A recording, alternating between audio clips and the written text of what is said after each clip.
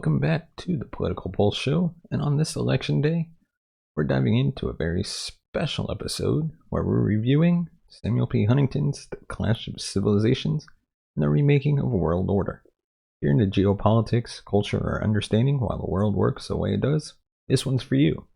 Grab your cup of coffee and let's dig into this groundbreaking piece.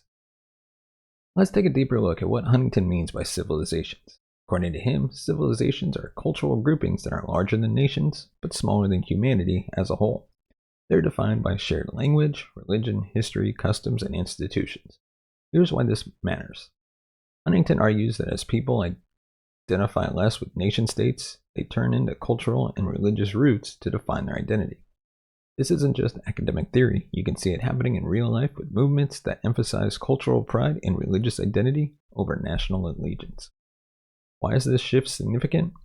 Huntington points out that modern political alignments often overlook those deeper, older identities. For example, he notes how during the Cold War, alliances were made based on ideology, capitalist versus communist. But in the post-Cold War era, cultural affinities have started to play a bigger role. This means we need to rethink what we mean by us and them on a global scale. One of Huntington's most debated ideas is the West versus the rest framework. He argues that Western civilization has been dominant for centuries, but this dominance is now under threat. Why? Because the rest of the world isn't content to simply accept Western norms and values. Countries in the Islamic world, and China in particular, have been vocal about maintaining their cultural and political sovereignty. Huntington emphasizes that Western values such as democracy, free speech, and secular governance are seen as universal by Western societies, not necessarily by others. In many non-Western civilizations, these values can feel imposing or even threatening. A clear example is the tension between Western governments promoting democracy and authoritarian regimes that push back. These moves as cultural imperialism. Now let's dive into the part of the book that really stirs up debate, the Islamic-Confucian Connection. Huntington argues that alliances may form based not just on political or economic interests, but on shared cultural strategic resistance to Western influence. This means we could see Islamic nations aligning with China to counterbalance Western power, even if these civilizations have little else in common. What's fascinating is that Huntington was writing in a time when this idea seemed hypothetical. But fast forward today, and you'll see examples of this alignment. China's Belt and Road Initiative and its partnerships with Middle Eastern and African nations showcase a form of strategic cooperation that transcends the typical East-West dichotomy. But remember, Huntington isn't suggesting that these civilizations become a united front. There's plenty of tension within each civilization. The Islamic world, for example, isn't a monolith. It's full of sectarian divides. The same goes for the various political and economic dynamics within East Asia. Now here's where Huntington gets granular, the idea of fault lines as zones of conflict.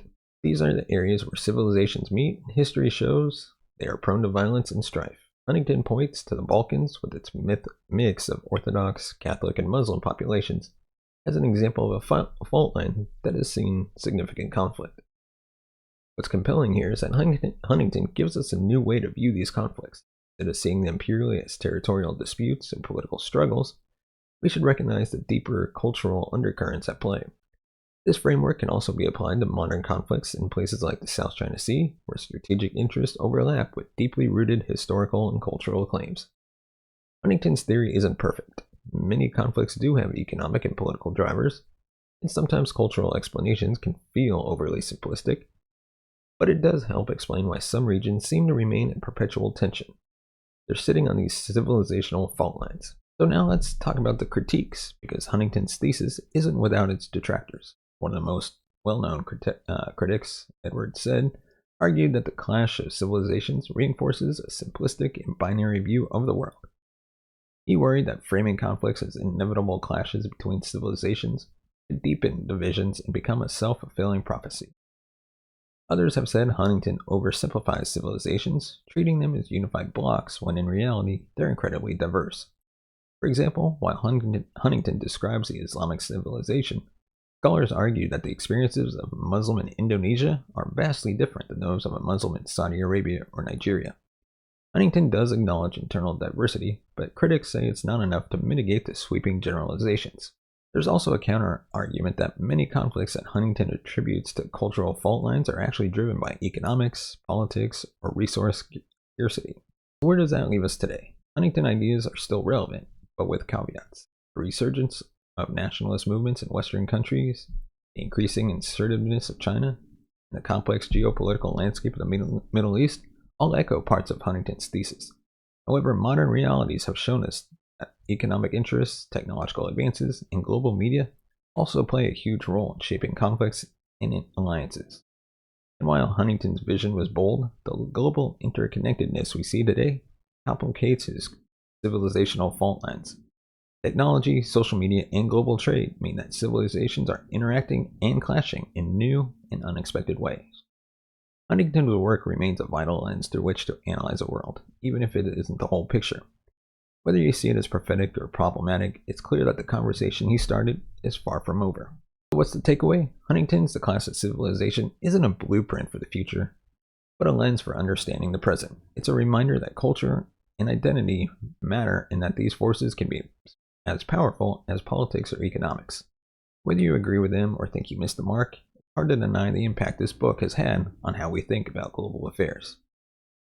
Thanks for watching. If you're interested in reading The Clash of Civilizations, you can use a link in the description, and I'd love to hear your thoughts if you have read it. Do you see evidence of Huntington's thesis in today's world, or do you think the global landscape has moved beyond his ideas? Leave a comment, like this video if it got you thinking, and don't forget to hit that subscribe button for more deep dives into the books that shape our world. Until next time, keep questioning and keep reading. And if you want to support the channel, you can buy us a coffee at buymeacoffee.com/CWLedger. Your support helps the channel grow, upgrade our equipment, bring in new hosts, be able to pay them, and hopefully one day take this show on the road. As always, thank you so much for watching and listening. We'll see you next time.